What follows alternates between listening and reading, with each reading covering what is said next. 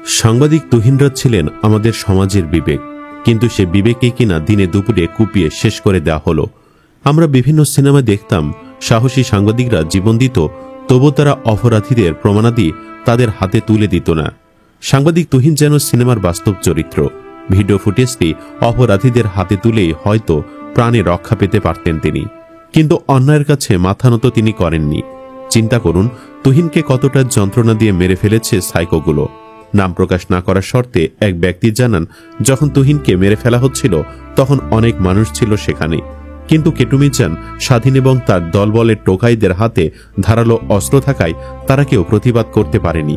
ওই ব্যক্তি আরো জানান, যে কোনো মানুষের জীবনেই জীবনের প্রতি ভালোবাসা এবং বাঁচার ইচ্ছা সবচেয়ে প্রবল। যখন তুহিনকে আক্রমণ করা হয় তিনি জীবন রক্ষার জন্য মরিয়া হয়ে উঠেছিলেন। তার কণ্ঠে ধ্বনিত হয়েছিল প্রাণ বাঁচানোর আকুতি। তিনি চিৎকার করে বলেছিলেন, আমাকে মেরো না, আমি তো তোমাদের কোনো ক্ষতি করিনি। এই আকুতি কোনো কাপুরুষতা নয়, বরং জীবনের প্রতি প্রতিটি মানুষের সহজাত আকর্ষণ। নাম না প্রকাশের শর্তে এই ব্যক্তি আরো বলেন, সন্ত্রাসীরা বারবার তুহিনের কাছে ভিডিও ধারণকৃত মোবাইলটি চেয়েছিল, কিন্তু তুহিন ছিলেন নির্ভীক। যদিও মৃত্যুর সময় তিনি হামলাকারীদের কাছে মিনতি করেছিলেন, তোমরা যা চাও তাই করো, কিন্তু আমার জীবন নিও না। তবে কেবল নিজের জীবনের জন্য নয়, তুহিন হয়তো তার পরিবারের কথাও ভেবেছিলেন।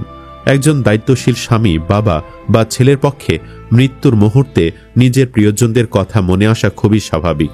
তিনি হয়তো আর্তনাদ করে বলেছিলেন, আমার স্ত্রী, আমার সন্তানেরা, তাদের কি হবে? বা হয়তো তার প্রিয় মা বাবার কথা ভেবে কাতর হয়েছিলেন। যখন জীবন বিপন্ন হয় তখন মানুষ সব শক্তি দিয়ে প্রতিরোধ করার চেষ্টা করে।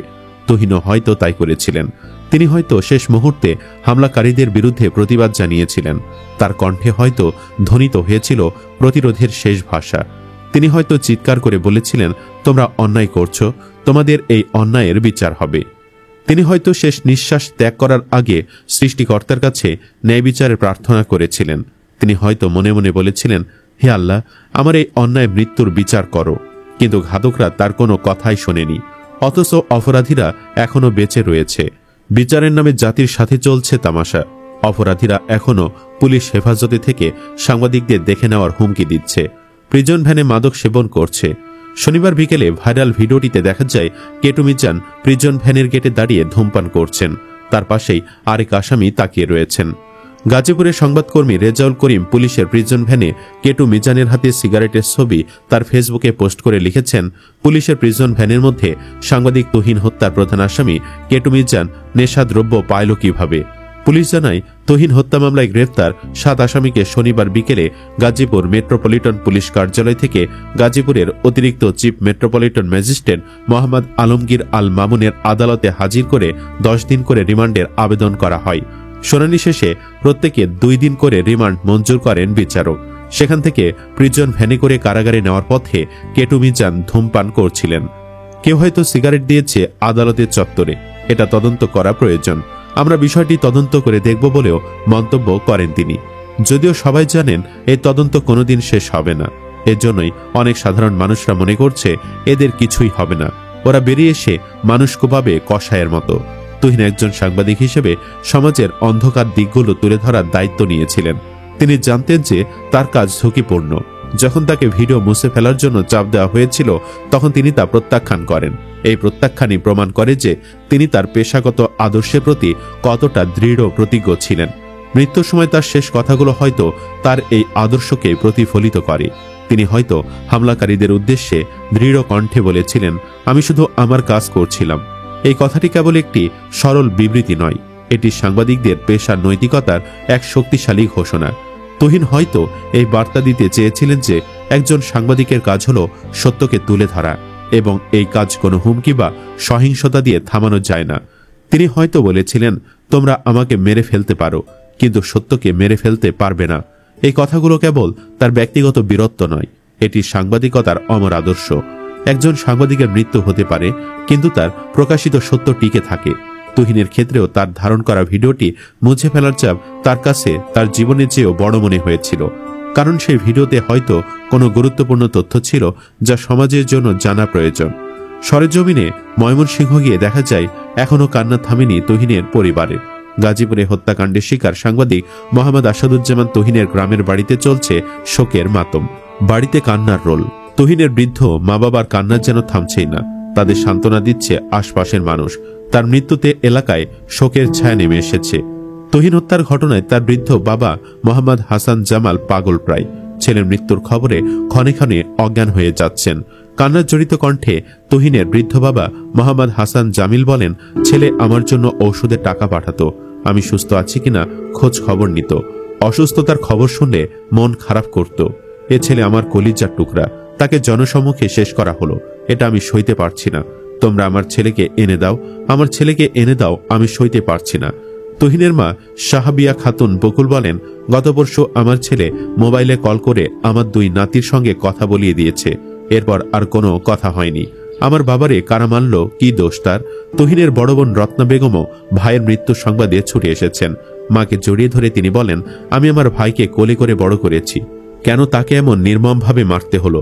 সে তো কারো ক্ষতি করেনি। যারা আমার ভাইকে মেরেছে আমি তাদের ফাঁসি চাই। পরিবার ও স্থানীয় সূত্রে জানা যায়, তুহিন ছিলেন অত্যন্ত কর্মঠ এবং ভালো মনের মানুষ। তিনি কোনো ধরনের ঝামেলায় জড়াতেন না। সাংবাদিকতার পাশাপাশি ব্যবসা করতেন তিনি। তার বড় ভাই জসিমউদ্দিন 2009 সালে ক্যান্সারে মারা যাওয়ার পর গ্রামের বাড়িতে থাকা বৃদ্ধ বাবা মায়ের দেখাশোনার মূল দায়িত্ব ছিল তুহিনের ওপর। স্থানীয় ব্যবসায়ী কামাল হোসেন বলেন, তুহিন অনেক বছর ধরে গাজীপুরে সাংবাদিকতা করত। যখন তার নৃশংস হত্যাকাণ্ডের খবর পায় তখন এলাকার সবাই মর্মাহত হয়েছি।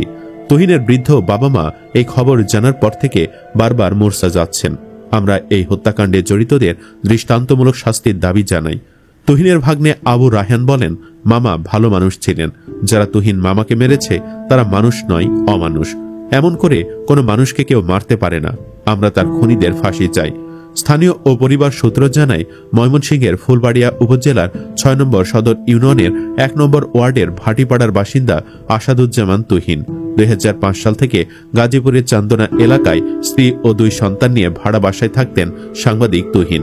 সেখানে দৈনিক প্রতিদিনের কাগজ পত্রিকায় কাজ করতেন। বৃহস্পতিবার রাতে চান্দনা চৌরাস্তা মোড় এলাকায় সাংবাদিক তুহিনকে জনসম্মুখে কুপিয়ে শেষ করে দুর্বৃত্তরা। এদিকে সাংবাদিক আসাদুজ্জামান তুহিন হত্যাকাণ্ডের বিচার দাবিতে মানববন্ধন করেছেন ফুলবাড়িয়া উপজেলার সাংবাদিকরা। এ সময় তারা এই হত্যাকাণ্ডের সঙ্গে জড়িতদের দ্রুত গ্রেফতারের দাবি জানান। স্বরাষ্ট্র উপদেষ্টা লেফটেন্যান্ট জেনারেল অবসরপ্রাপ্ত জাহাঙ্গীর আলম চৌধুরী বলেছেন, গাজীপুরের সাংবাদিক তুহিন হত্যা ঘটনায় জড়িতদের গ্রেফতার করা হয়েছে। মামলার তদন্ত চলছে। আমরা আশা করছি খুব অল্প সময়ের মধ্যে এ মামলার চার্জশিট দেওয়া হবে। রোববার দুপুরে সচিবালয়ে নিজ দপ্তরে আয়োজিত এক ব্রিফিংয়ে তিনি এসব কথা বলেন। এর আগে তার সভাপতিত্বে আইনশৃঙ্খলা সংক্রান্ত কোর কমিটির বৈঠক অনুষ্ঠিত হয়। সাংবাদিকদের এক প্রশ্নের জবাবে উপদেষ্টা বলেন, ঢাকার নিউ মার্কেটের দোকান থেকে বেশ কিছু দেশীয় অস্ত্র উদ্ধার করেছে আইনশৃঙ্খলা বাহিনী। এর সঙ্গে জড়িত বেশ কয়েকজনকে আটক করা হয়েছে। তাদের জিজ্ঞাসাবাদ চলছে। এসব চাপাতি ও ছোরা কারা কি কাজে ব্যবহার করছে কারণ বের করা হবে। সুপ্রিয় দর্শক, সবার চাওয়া 7 দিনের মধ্যে তুহিনের হত্যাকারীদের ফাঁসিতে ঝোলানো হোক। তাদের সাথে আপনিও একমত কিনা কমেন্ট বক্সে জানিয়ে দিন আপনার মতামত। পরবর্তী আপডেটের জন্য চ্যানেলটি সাবস্ক্রাইব করে আমাদের সাথেই থাকুন। ধন্যবাদ।